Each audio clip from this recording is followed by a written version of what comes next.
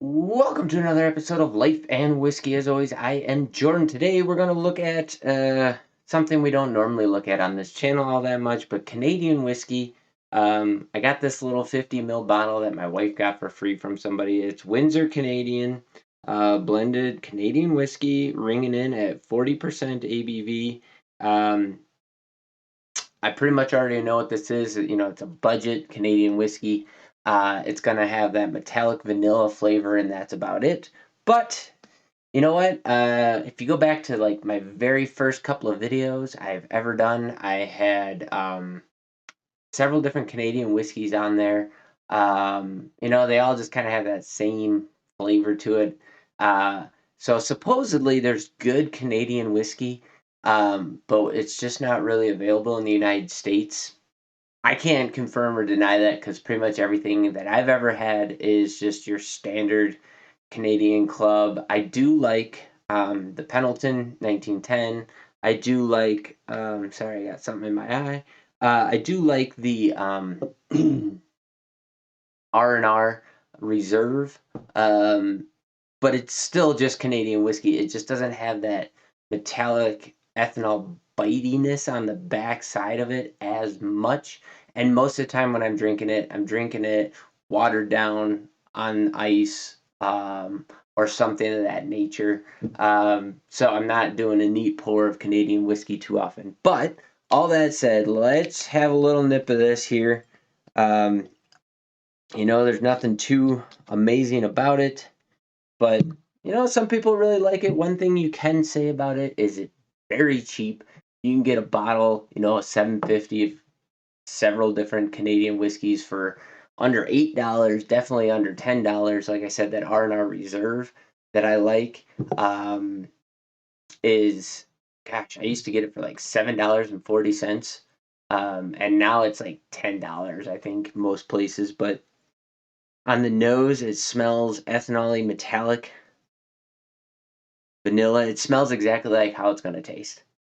Which, if you're looking for a mixer, if you're looking for something to just disappear in a mixed drink, Canadian whiskey, that's kind of what it's there for. It just doesn't have a lot of flavors going on, and that's fine, especially when something's cheap, Nothing wrong with that.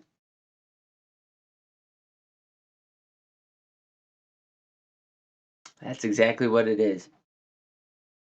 It is sweet, sugary, vanilla, a little bit of honey.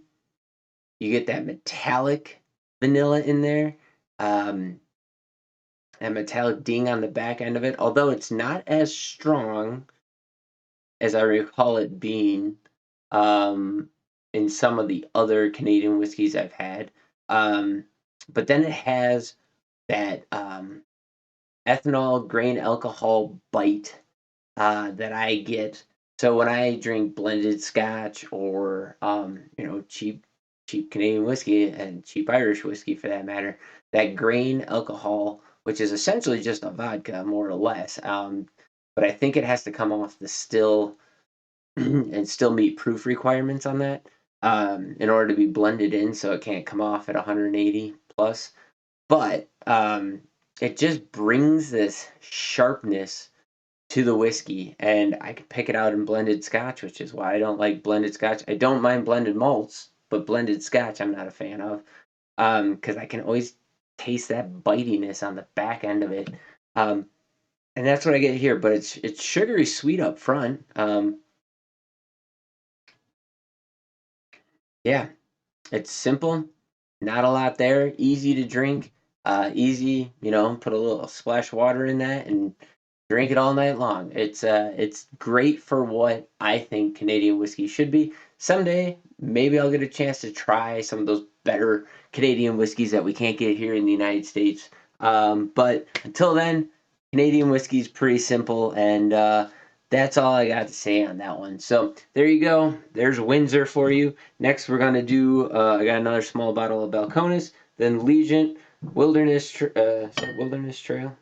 Yeah, Wilderness Trail, the bourbon, and then 2 Wyoming whiskeys. That'll be all that I do in this batch. And then after that, we got some Rebels, We got 2 Rebels. We got Jack Daniel's barrel proof, single barrel proof. We got a Chattanooga 111 bourbon, and then we'll finish up with the Deanston and the Octomore at some point in time on one of those shoots. But look for those videos coming forward here, these Wyoming whiskeys especially. Legion, I haven't even taken the wrapper off on that one, so we'll get into that. Matt over at ADHD Whiskey, if you ever check him out, said that this was his guilty pleasure whiskey, so that intrigued me. I had to check it out and see what it was all about. So there you go. As always, like, comment, subscribe, hit the notification bell, all that good jazz. Share this video with anybody who you think might get a little bit of benefit from it. And if you're watching this on YouTube, please check out Life and Whiskey over on BitChute and Rumble. What else I gotta say? Drop a comment down below. Let me know what you can get. I don't even have a price on this because it was free, and I think, for a 50, I've seen this probably as cheap as $1 and no more than $2 for a 50 mil. But I think I can get that for $7, $8, $9 for 750. But drop in the comments down below what you can find a bottle for in your area, and what that is. And when I say that, what I'm trying to do is, I know that prices on whiskey vary greatly from state to state, city to city. There's all kinds of different taxes there. There's all kinds of different rules involved and stuff like that. But basically, I just want to create, essentially a map for people to be able to look at prices, and if they're traveling or if they're in the same area as you, to be able to get an idea of what something might cost in that area and what might be a good deal versus not a good deal. I always give you my prices, whether I find it here in Wyoming or Montana or South Dakota or Colorado or wherever I happen to get stuff.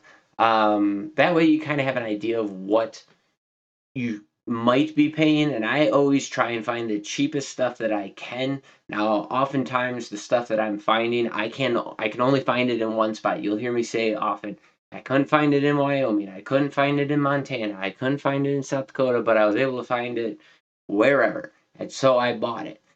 So that might not be the cheapest price or the best price on that bottle, but if I found it and it seems reasonable to me, I'll buy it.